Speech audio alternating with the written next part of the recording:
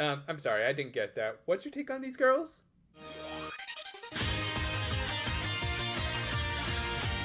Our series opened with a little introduction to the concept of this little cops and robbers show, but with superpowers called toys. その名を探偵と怪盗と言った。 So, do they or do they not fight in the mind palaces? We then got the opening, which for this first season was just okay. I mean, I'll say right now, we are gonna get a much better one next season, but this was still a stalled enough effort. And I especially like the fact that it was sung by the show's core cast of protagonists. I mean, sure, you can easily tell that they were still new to the industry at the time, but still, good stuff. I do kind of wish that these little cut-ins that act as character introductions didn't take up so much time, and that we could have gotten a better idea of the premise of the show with this opening. I mean, we got the basics down, but they also weren't animated the best, and they don't exactly feature our title characters all that prominently. But yeah, with all that said, I guess we should properly introduce our protagonist, Milky Holmes, a team of magical girl detectives. Same. I kid, but this is actually a very appropriate introduction to our quote-unquote heroines, as we'll see by the end. Granted, the next scene did show off their competence, as they managed to track down their antagonist, the Phantom Thief Empire, led by... I'd almost say this is too fanservice-y for your typical magical girl anime, but yeah, not really. Arsene, obviously named after Arsène Lupin, led her group of simps, fellow thieves, who are also based off of, and likely descended from, some famous Japanese thieves, including Goemon, Nezumi Kozo, and Niju Menso. More on them later, though I don't think I need to explain who Goemon is if you've seen Lupin III, which, yeah, Japan really likes to team those two up for some reason. Anyway, both sides had access to toys, and we got some pretty effective intros to their mechanics. Without saying anything, we could tell they activated them through the sound effect and a twinkle in their eyes. From there, they just showed us each of Milky Holmes' powers, including super strength, enhanced senses, psychokinesis, and alchemy. Yeah, they tried to say it's technokinesis, but considering this character will be able to make rockets and missiles out of random objects there, yeah, it's alchemy that would make Edward Elric blush. Regardless, a very effective intro that made it clear that our heroines, at least for now, were pretty damn OP. Hell, Arsene was shown to have the only effective counter to their toys with her power of illusions. Meanwhile, her gang, as we learned later in the series, had much more situational powers other than some pyrokinesis. Thus, it did seem like this should have been a short, or at least not very interesting series if our protagonists had such massive advantages. Fortunately for our entertainment, a very interesting little twist struck. A bolt of lightning had somehow deactivated their toys and left them powerless. Now, this was a good twist, as we managed to just get a glimpse of these characters' abilities, and thus could understand why they were so highly regarded in later scenes, but with this, they would now have to start from square one, and maybe have a great little rising from the Ashes storyline. Or at least in theory, that's what we should expect, but... Though first, I guess we should properly introduce these characters. Like the Thief Empire, they were each named after famous literary characters, in this case detectives. Cordelia, named after Cordelia Gray, and Nero after Nero Wolfe. And while this character's name was spelled like Hercule,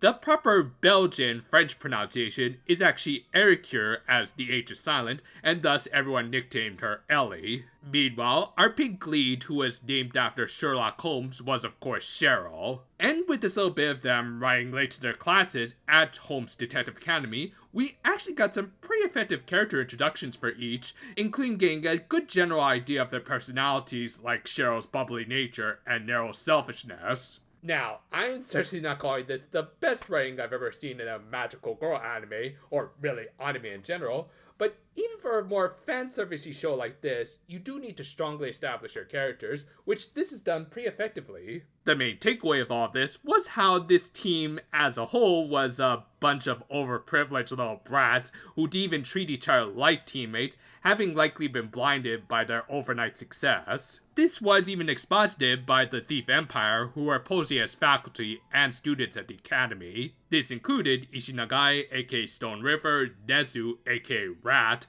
and Nijiuri, aka 20, who was the Milky Holmes homeroom teacher who, Yeah,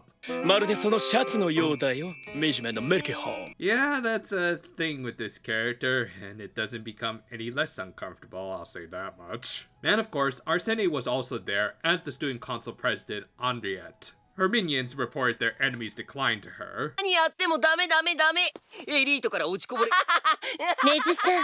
Yeah, I'd be annoyed too to hear that kind of dissing coming from Zenitsu of all people. But yeah, this would be our first glimpse into the mindset of the main antagonist of the show and how she was more than just a fan service character, as Henriette was very much a traditional phantom thief in that she valued the chase more than any cheap rock that she could steal from any old museum. Thus, she was genuinely disappointed that her once great rivals were now nothing more than a bunch of leeches.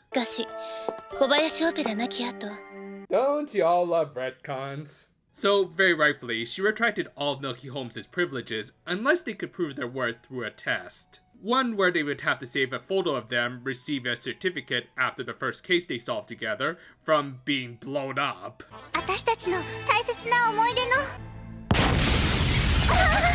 Yeah, even though these characters had become kind of lazy scumbags after losing their powers, this was still a pretty sad moment, made even more tragic by the fact that they could have saved the photo by at least using one of their toys. However, through this massive fail, Cheryl's psychokinesis did briefly return, hinting at how they could get their toys back. Henriette might have noticed this, and thus gave them a 3-month extension to restore both their toys and reputations. However, until then, their private rooms were taken away, and they were forced to sleep in a 1-bed attic. This of course led them to playing the blame game over who messed up the test the most, but of course they were all brought together by their pink lead, for the most part.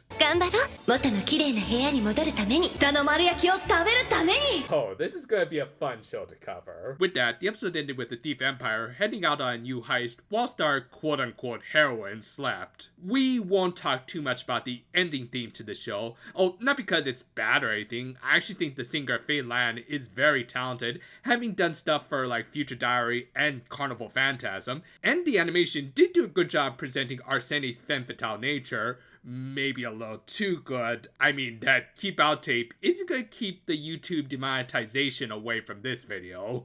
But yeah, that was the first episode of this new magical girl franchise we'll be covering for this channel, Milky Holmes, which, yeah, considering what's coming up, these are actually kind of modest beginnings. I mean, yeah, there were some over-the-top moments like Milky Holmes and the Thief Empire's initial fight, and just these characters' personalities in general. However, there was also some very solid character building here that helped establish both our protagonist and antagonist, and made it understandable why this franchise managed to help launch one of the more successful anime and game companies of today. For those who haven't seen this, there's a lot more on the horizon from this late-night magical girl anime that's just a little more raunchy than your typical Sunday morning crowd.